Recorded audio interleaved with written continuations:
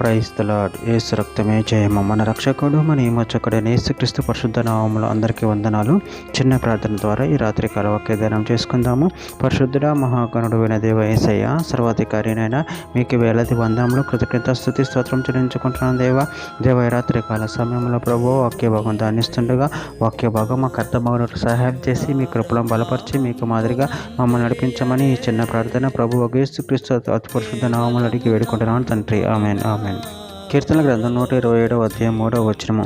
కుమారులు యెహోవా అనుగ్రహించు స్వాస్థ్యము, గర్భఫలము ఆయన ఇచ్చు బహుమానమే. ఆమెన్. దేవుడి వాక్య భాగం దీవించును గాక. ప్రభునందు ప్రియులారా, ఇక్కడ వాక్య భాగంలో గమనించినట్లయితే కుమారులు యెహోవా అనుగ్రహించు స్వాస్థ్యము, గర్భఫలము ఆయనిచ్చు బహుమానమే. అదేవిధంగా వాక్య భాగంలో గమనించినట్లయితే కీర్తన గ్రంథం 128 అధ్యాయం 3-4 వచనాలు.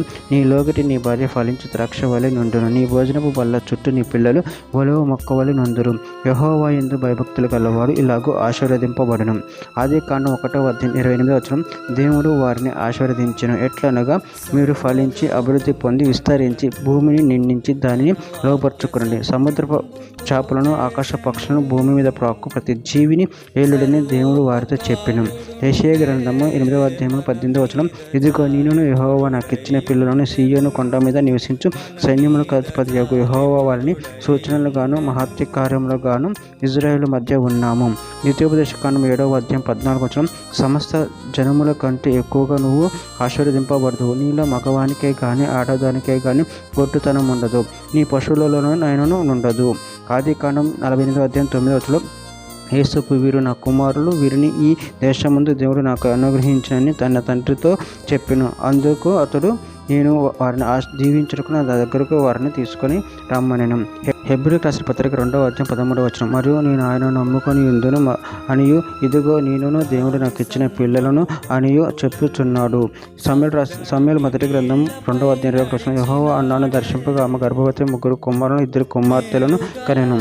అయితే బలుడకు ఈ సమూయేలు యెహోవా సన్నిధి నుండి ఎదుగుచుండెను. చివరిగా ఒక మాట. సామెతల గ్రంథం 17వ అధ్యాయం 6వ వచనం. కుమారులు వృద్ధులకు కిరీటము, తండ్రులే కుమారులకు అలంకారము. ఆమె. దేవుడి వాక్య భాగం దీవించిన కాక చిన్న ప్రార్థన చేసుకుందాము. పరిశుద్ధుడ మహాగణుడు అయిన దేవ యేసయ్య, మీరు ఇచ్చిన వాక్యదాన్ని ప్రభువు కృతజ్ఞతలు చెల్లించుకుంటున్నాను తండ్రి. నాయన గర్భఫలం మీరు ఇచ్చే బహుమానం తండ్రి. నాయన మేము మీ యందు భయభక్తులు కలిగి నీకు మాదిరిగా నడుచుకొని నిన్ను మహిమపరిచే శక్తిని వలన మాకు అనుగ్రహించి మీ ప్రేమ కృపలో మమ్మల్ని నిరంతరం కాచి కాపాడమని చిన్న ప్రార్థన యేసుక్రీస్తు పరిశుద్ధ నామములో అడిగి పెట్టుకుంటున్నాను తండ్రి. Amen amen.